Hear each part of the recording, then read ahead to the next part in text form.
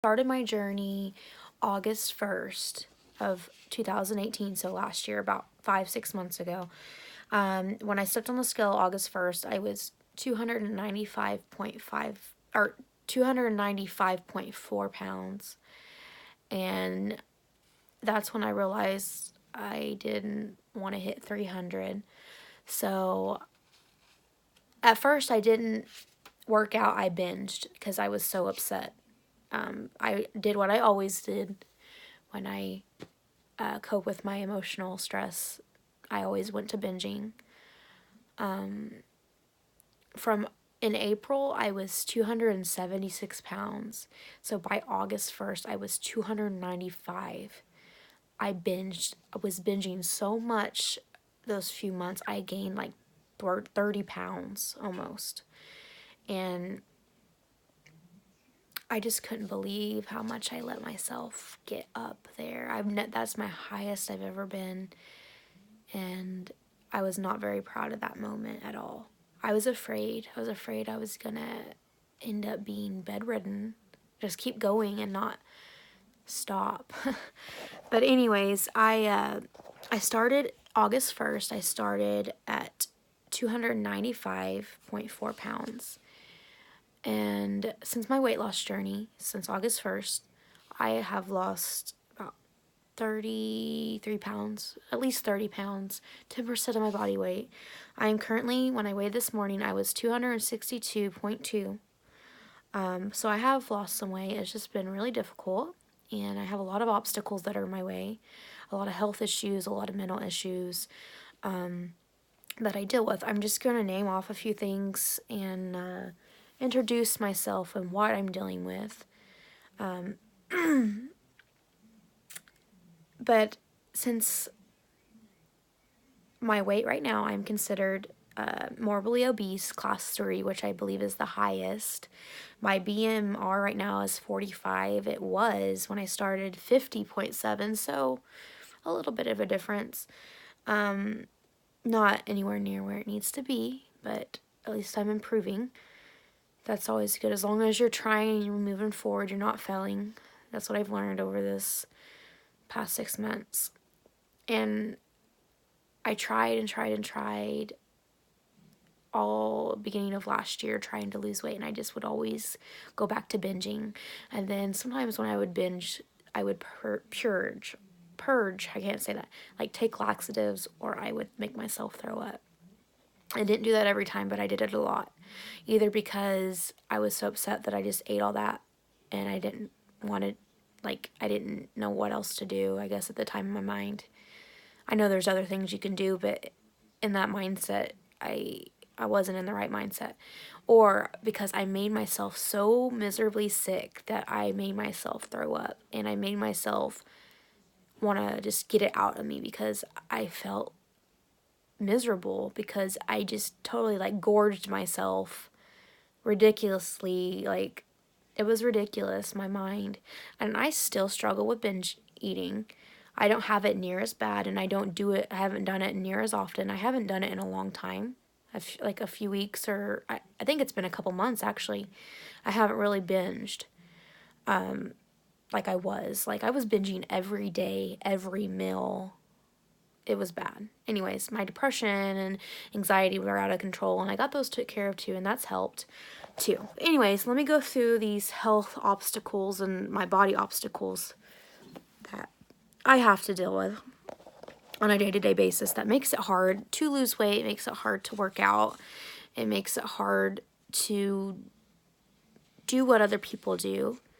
Because there's some things that even people that are bigger, they can still do other things people can do, you know, because they have the strength to do it. Or, you know, something simple as doing the monkey bars or a cartwheel. As a child, a lot of kids could do even if they were big. I could never do that, and I'm going to explain why. Just stuff like that I've missed out on a lot because of some physical stuff I deal with. I have, to going back to the physical limitations that prevent me from doing things that other people get to do or did get to do. is when I was born, I had a brachial plexus birth injury in my right arm. This one. And it caused me to have Erb's palsy in my right arm throughout the whole thing. From pretty much my neck all the way down to my fingertips, it's all affected. Because that's where the brachial plexus injuries are, is right here. It tears the nerves. My shoulder got hung on my mom's pelvic bone and pulled it out of place and tore the nerves. And they didn't correct it like they should have when I was a baby. They didn't catch it, I guess. They noticed that my arm was out of place when I was 3 months old. They popped it back in. They thought that's all it was, and nobody knew. I was 9 when I found out. And then by that time, the damage was done. It's pretty much permanent now. There's nothing they can really do. I mean, I guess they could break my arm, and try to redo it, but that might make it worse. I can actually move it. There's some people that can't even move their arm. I'm actually pretty lucky. I still have a lot of disadvantage with it than somebody that wouldn't have it. But I'm luckier than most. I can move my hand, I can draw, but I can't, that's as far as I can turn it over. I can't straighten my arm out all the way. It's fixed at like a 45-degree angle. My range of motion is very restricted. Just even putting my arm behind my back is a difficult task. I can't support my body weight, so I can't do push-ups, I can't do pull-ups, and that's one of my goals, is to eventually get to that. And I'm trying to where I can actually build the muscle in that right arm, because a lot of the fat on my arms has collected on this arm. This arm's a little bit more toned looking than this one, and I'm just have to work really hard for that. But there's a lot of things that make it difficult. When I first started working out in August, I couldn't do a plank, but now I can. Not for very long, but that's progress. Anyway, so I have that physical disadvantage, or physical thing that's stopping me doing some things. Because I have to be careful not to injure myself, because I can do that fairly easy with my arm. I also have multi-level degenerate disc disease in my thoracic spine, so that's your middle spine, like where your rib cage is and stuff, and your shoulder blades. I don't know if that was caused from my birth injury or not, but I have several discs that are degenerating, and over time will just get worse. It's just mild right now. It's not severe yet, so I'm just trying to get in shape and stuff so I can prevent it for as long as I can getting worse. And I also have a degenerate disc in my lumbar spine, which is like where your hips are and your tailbone. It's that last disc that is degenerate or deteriorating. And I also have spinal stenosis, where it's real narrow where the nerves go. So my legs go numb a lot, my feet go numb, my arms go numb. I mean, it's real annoying more than anything, but I also have a lot of pain in my back, both upper and lower. Just, it makes it difficult to do some exercises and to be as active as I want to be. And I also was born with a genetic trait called beta thalassemia minor. It's not the actual blood disease, but I do still have some effects of the disease in a way. Like, I still have some symptoms, but I don't have the full-blown disease. Like, I'm not having to go get blood transfusions, frequently or anything. But I do have, I'm constantly anemic. With this trait, it's a genetic trait. My son, actually, he got it from me too. But it causes anemia. Not the iron count, it's the actual hemoglobin that's low. So it's the actual blood cells that are low, not the iron. It looks like your iron is low, but it's not. So before they knew much about it, they always treated people wrong. They always put them on iron when you don't need iron. It's just your blood. It's just how it does. But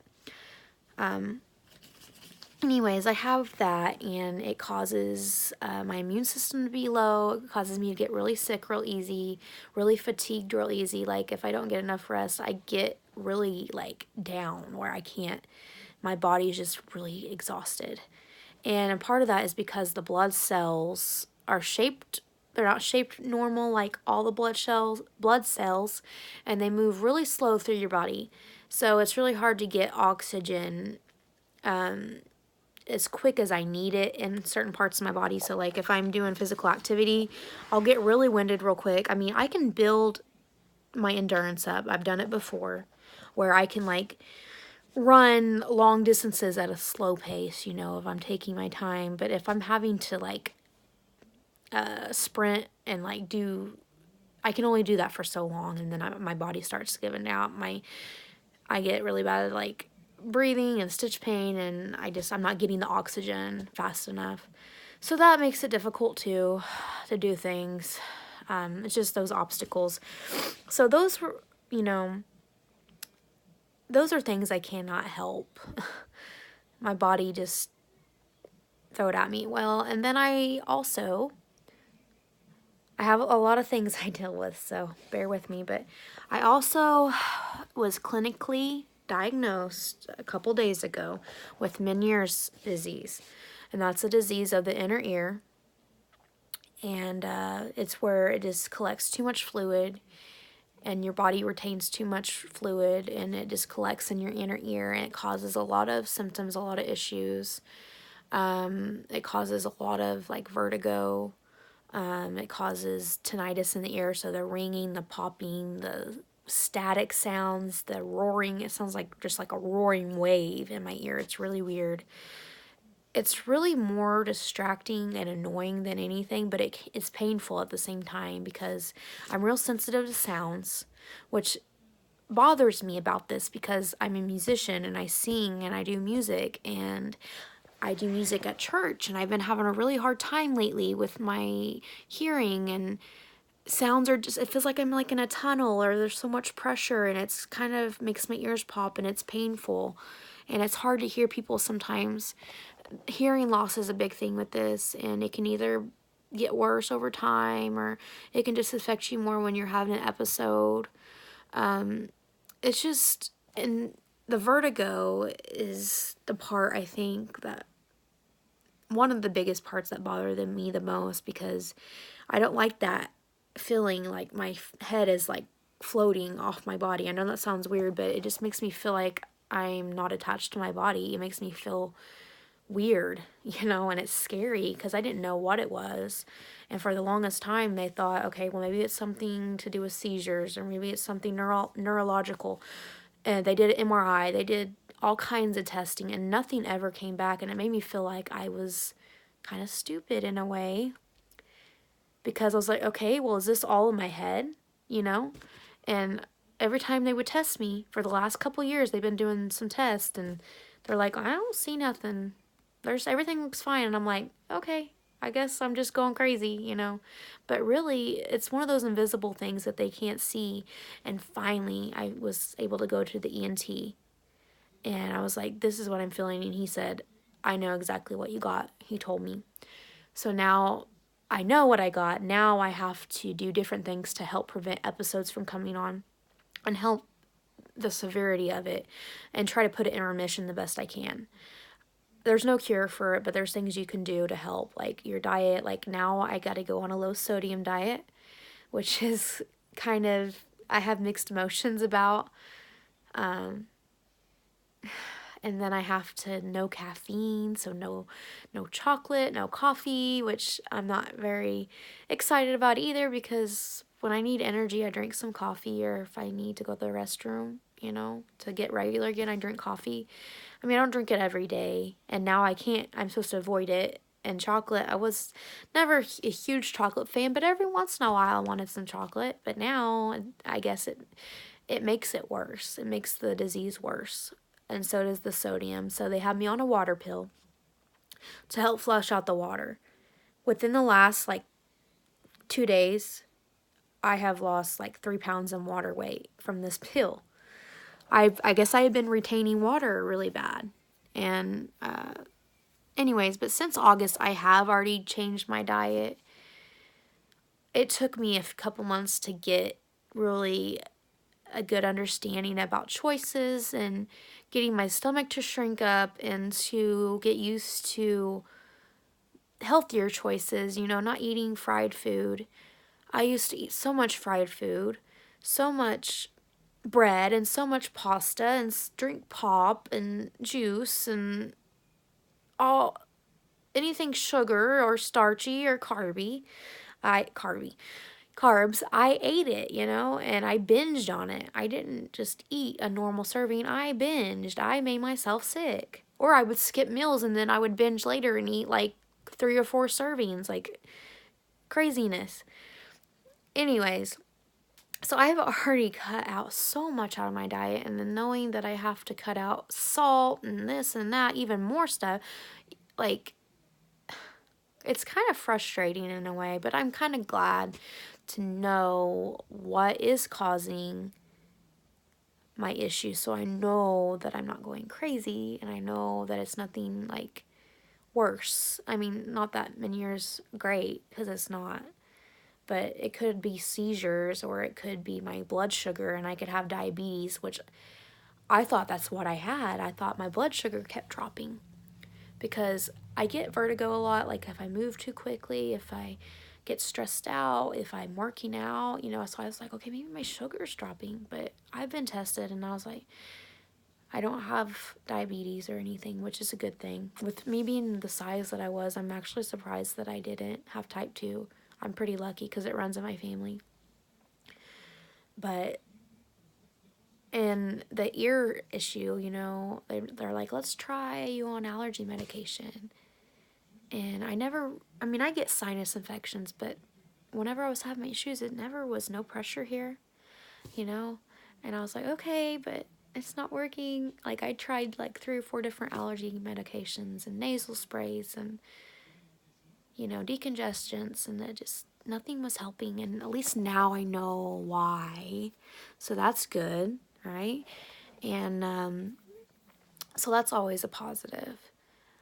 So before I started dieting, I had a lot of digestive issues. I had my gallbladder removed, and I just was having a really hard time with digestive systems, or my digestive system.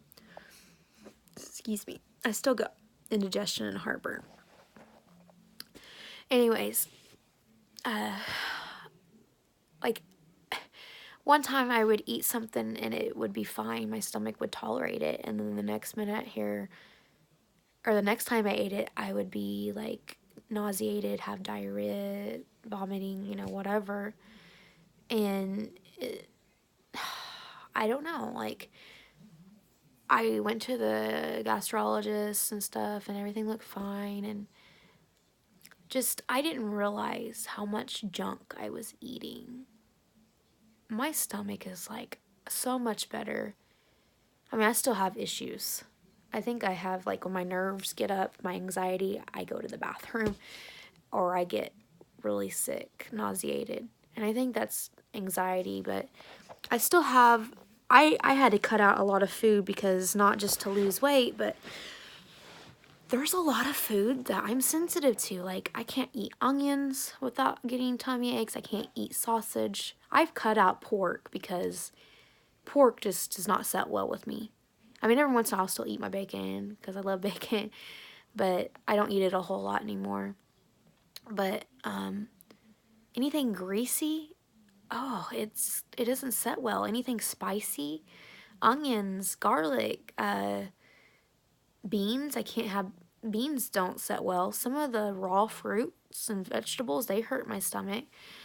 And like added flavors, MSG, that's another thing I can't have with the Meuniers is MSG, and how much stuff has MSG in it. It's crazy. And I'm going to have to save, like, eating out, even on my, like, cheat days and stuff. I'm going to have to save those even further. Because I was doing, like, a cheat day once a week. I'm going to have to push those cheat days to, like, maybe a couple times a month at the most, because I can't keep putting all this stuff in my body that makes me feel like crap, that makes me feel awful. even if it is in my calorie limit or my nutritional limit, I just, I have a lot of changes to make, and I'm still making them. I'm still learning. It's a learning process. It's not very fun at all, but so I just deal with a lot of just issues. And, I get migraines a lot, and I found out that the Meniere's disease can cause headaches. So I was like, okay, maybe I'm getting headaches from that. But I get migraines like out of nowhere, and it is not fun because I get physical auras, and they are scary. They're not, I hate them. My body goes numb. I get really sweaty. I get nauseated. I see floating things like black stuff in my vision. I see like little circles that float up in my vision, and like zigzag lines, but they look like bubbles. They're clear designs that look like bubbles. They're really weird, and I can always tell when I'm getting a migraine because I'm starting to get those. And sometimes it's worse than others. They've tried to prevent the migraines with blood pressure medication. That doesn't work. They've tried it with there was some kind of medication that is for seizures, but if they give you low doses for migraines, well, that made my face go numb, so I stopped taking that. And ibuprofen helps, but it doesn't prevent them, and it only helps for a couple hours when I have a migraine. And I tried Excedrin. It takes the pain away, but since it has aspirin in it, it makes me feel like I'm going to pass out. I don't know what it is about aspirin. I don't do well with it. Morphine and aspirin, I just have a really hard time with. So, along with all this stuff that I'm dealing with, mentally, I have pretty bad anxiety and depression, which I've been treated on that since August, and I think that's helped with the weight loss as well. But I think a lot of the anxiety and depression has come from these issues because it just makes me feel down. It makes me feel different. It makes me feel not normal. Not being able to do stuff that people normally can do. I know I could be a lot worse off. I know there's people that have it a lot harder than I do. But I've always had this thought in my head, Lacey, you're always going to be the fat girl, the fat friend, the big girl. You're never going to be able to, do anything that everybody else can do. You're always going to have your weight holding you back. And I've always thought that. I always thought I couldn't do it. I'm bench pressing, okay? I never been able to really bench press. I am bench pressing the bar, whatever the bar weighs, plus 15 on each side. That's big for me. That's huge. And my friend, she's been amazing. She's been such a support. That's the thing. If you want to lose weight, it doesn't matter what size you are or what weight you are. It doesn't matter. You need to find you a support system. That's so important to have a support system. And I know it's hard when you don't have a support system, or if you just don't, being a mom, a stay-at-home mom, being a single mom that has to work, or even if you are married, it's hard to find a support system. It's hard sometimes to have your husband support you, your family to support you, because if you're like me, you're like, oh, I'm going to go on a diet, and then like a week later, oh, I'm back to binging, and everybody's like, yeah, right, Lacey, you're going to go on a diet? I don't think so. They're like, yeah, sure. And you're like, well, gee, thanks for believing in me, but then I got to think, okay, well, every time I said I was going to go on a diet, what did I do? I didn't stick with it. The thing that has made the difference is having a support system, somebody to do it with me, somebody to keep me accountable. She helps me. And after about a month or two, it took me to get I had to be forced to be motivated because it was hard. But now I crave going to the gym. I got my own membership there. We still go work out. When we started, we were working out 3 nights a week because I had to wait till my husband got home to watch the kids. We went 3 nights a week for maybe an hour, hour and a half pushing it. And I wanted to go, but there was times I was like, I don't know. I don't really want to go. I was like, I don't like running. I don't like sweating. I don't like pushing my limits, you know? But I started noticing, I think I lost 10 pounds, and I was like, okay, you know, I'm actually sticking with this after about a month and a half or something like that. I was like, okay, I guess I can do this. And I'm not going to lie, the holiday months were really difficult because this the time of the year, the time change is really difficult because you're around, you know, family and holiday and food and all that. But I actually kept losing. So when I stepped on the scale August 1st, I was 295.4 pounds. And then I stepped on the scale today, like I said, and I'm 262.2. So I've lost over 30 pounds. So I know it works. It's really difficult and hard, but I know it's possible. Even I have all these excuses I can make, and I have made them for most of my life. Oh, my arm will keep me from doing that. I can't do that. No, I'm too big. I don't, no. As long as you're trying, you're not failing. And I decided no more excuses. I am stronger today than I was yesterday. If it takes me 2 or 3 years to get to my goal weight, that's fine.